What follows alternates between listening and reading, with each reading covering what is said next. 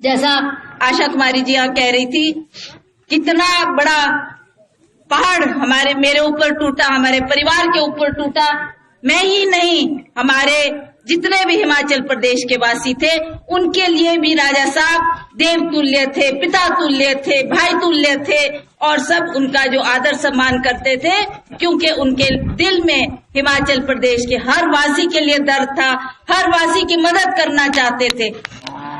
और उसी तरह जब ये ऐसा हादसा हुआ तो मैंने कहा, मैं तो राजनीति में राज साहब की बदौलत रही, आप लोगों ने चुनकर मुझे बनाया, मेरे लिए बहुत है, इतना मान सम्मान पार्टी ने दिया। मैं नहीं इलेक्शन लड़ना चाहती, मैं नहीं राजनीति में आना चाहती।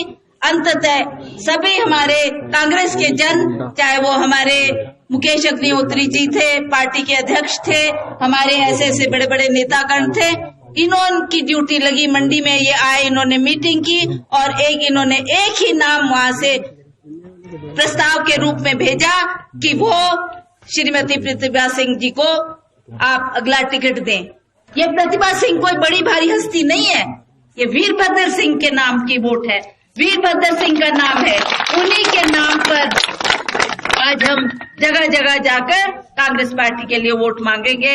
मेरा आप सबसे भी, जितने भी यहाँ पर हमारे बुजुर्ग माताएं, बहनें, नौजवान साथी और प्यारे बच्चे आए हैं, मैं सभी से हाथ जोड़कर निवेदन करना चाहती हूँ कि ये मौका हमारे को बार बार नहीं मिलता और बाद में हम पछताए कि वो गलती हो गई, उसका भी हम ठीक उसको नहीं कर सकते। पर जब मौका आया है तब हमें सही निर्णय लेना है, सही फैसला करना है, और वो केवल अपने लिए ही, हमने जनता के लिए, ताकि हम आपका काम कर सके। यहाँ पर बहुत सी बातें भाजपा के नेतृत्व के बारे में कही गई, उनका शासन के बारे में कही गई।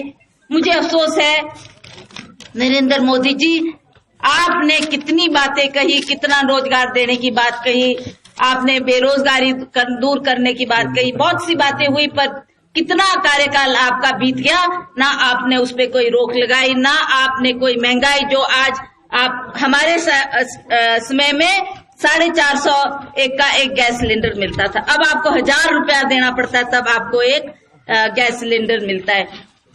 उसी तरह से आपका महंगाई का इशू है, बेरोजगारी का इशू है, ये मुद्दे सरकार के समक्ष रखने पड़ते हैं, वहां पर केंद्र सरकार में बात करनी पड़ती है, तब उनके कान में आवाज जाती है। पर जब कोई बोलने वाला ही नहीं होगा तो उनको लगेगा कि कोई आवाज ही नहीं उठा रहा, तो चलने देते हैं जैसा चल रहा है।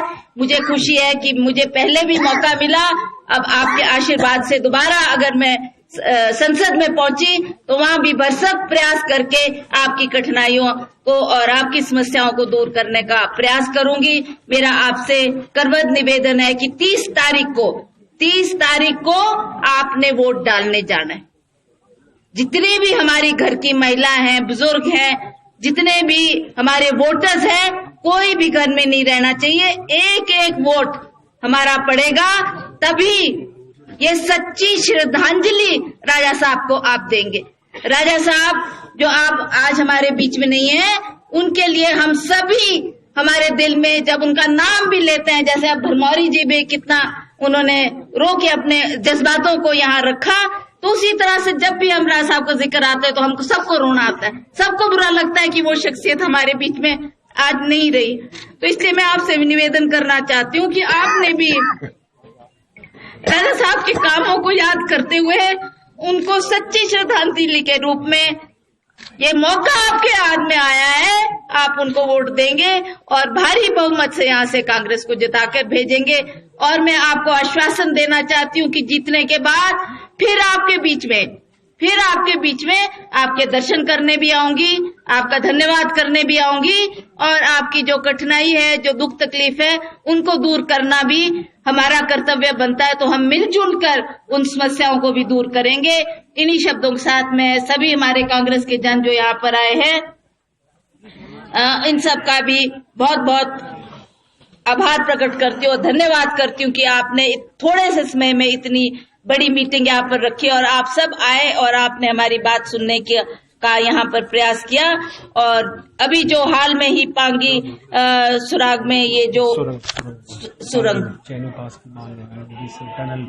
इसके लिए वो प्रयास करेंगे। जो आपके क्षेत्र में भी एक सुरंग बनने की बात है, आपने भी कहा कि हमारे क्षेत्र में एक पांगी चैनी सुरंग के लिए प्रयास होना चाहिए।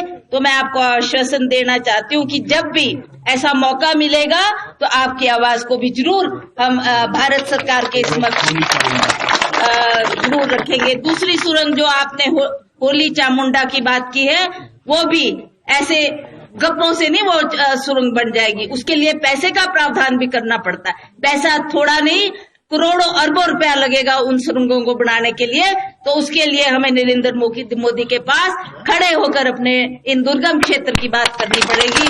मैं आपको विश्वास दिलाती हूँ कि हमने पहले भी काम किया है और आने वाले समय में भी हम इस क्षेत्र के लिए भरपूर सहयोग देंगे और भरपूर विकास के लिए अपनी दिन रात लगाकर आपकी समस्याओं को दूर करने का प्रयास करेंगे। इन्हीं शब्दों के साथ आप सबका बहुत बहुत धन्यवाद। जय हिंद, जय हिंद।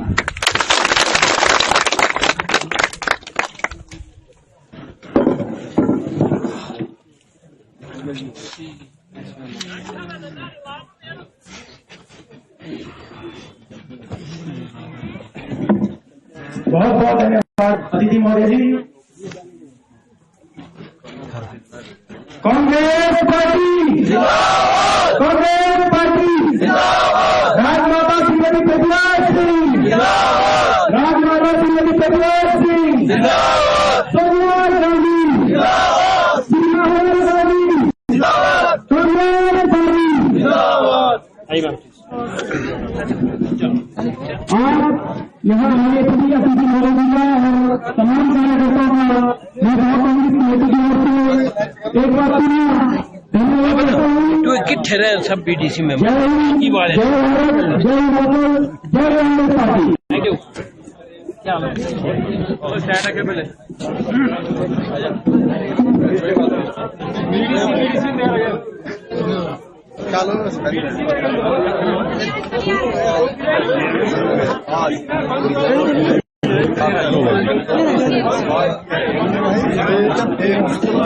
मेरा साथी जो लोग है, हमारी जितनी यहाँ पे लड़के लगी हुई है, बैनर झंडे लगे हुए उनको सवेरे आए भाजी 5 बजे। धन्यवाद।